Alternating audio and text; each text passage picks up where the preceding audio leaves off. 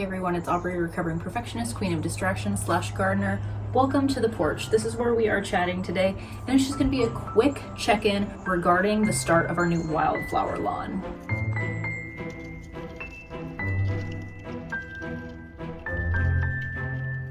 So I think this video we are just going to consider as like part one of the wildflower lawn that we are starting in our front yard. This is a idea that both Josh and I kind of had separately, and then we both brought it up to each other. I am very excited that we moved forward with it. I 100% would not have been able to do this without the motivation and help from my mom and my dad and also my husband. But long story short, basically our front yard, there is a small portion of it that we use, but for the most part, the majority of it we don't really do anything with other than look at it, and we also don't water it. So during the summer, we basically just end up with a brown dandelion lawn. It is very unsightly, and I think Josh and I were both just kind of fed up with it. I think the last 2 years we've had good intentions on watering it and just trying to at least, give it a good water during the summer once or twice a week, but it never happens. It never happens.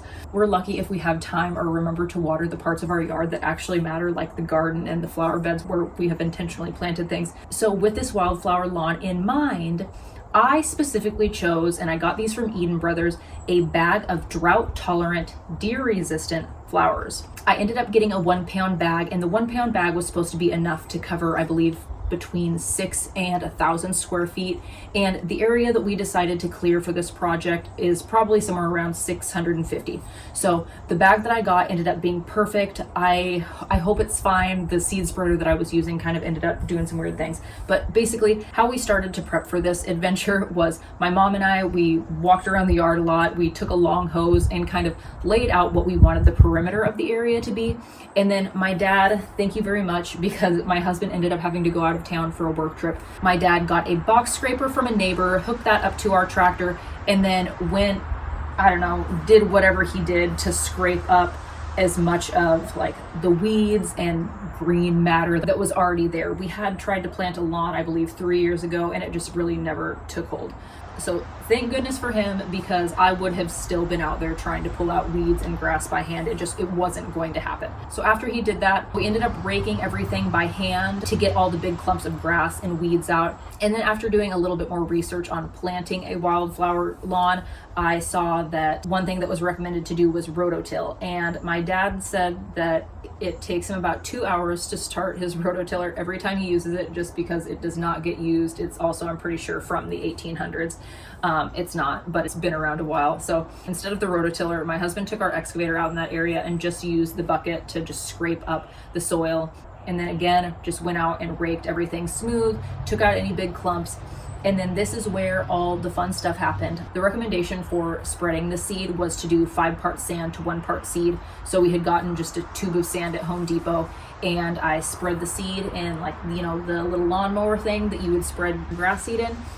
And Alec helped me with that. And then after getting all that spread, it does say to press down 1/4 inch. Well, I didn't really have a great idea how to press down like 650 some odd square feet, 1/4 inch. And after a couple failed attempts and not wanting to literally just like step through the entire yard, I ended up taking a random sheet of plywood and just flipping it, stepping on it a bunch, flipping it over, stepping on it a bunch, and just across the whole lawn. It took me about an hour and a half, but I popped my AirPods in, got some good audiobook time in, and that is where we are now. The seeds have been officially in the ground for about a week, and I'm not seeing anything sprouting, though I don't know if I'm necessarily going to expect to at this point. The instructions said to either plant mid-fall or early spring, and I opted for the fall just because I wanted to get that done and over with. I know that by the time spring comes around, I'm going to be focusing on a jillion other areas,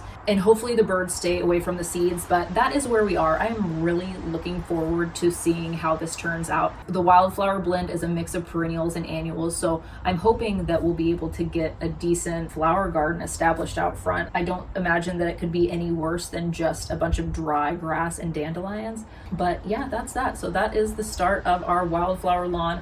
I'm so very excited to see how this turns out. If I already said that once, twice, I don't know. I'm so dang excited. And if you are also excited and would like to see how this wildflower lawn progresses and you're not already subscribed, you are invited. So that is all. Thank you for tagging along with me for this makeshift garden tour. This is the part where I insert how many days until spring. I hope to see you in the next video. I think next week we are going to finally be harvesting our big pumpkin. So stay tuned for that. I'll see you in the next one. As always, I love you, have fun, and be kind.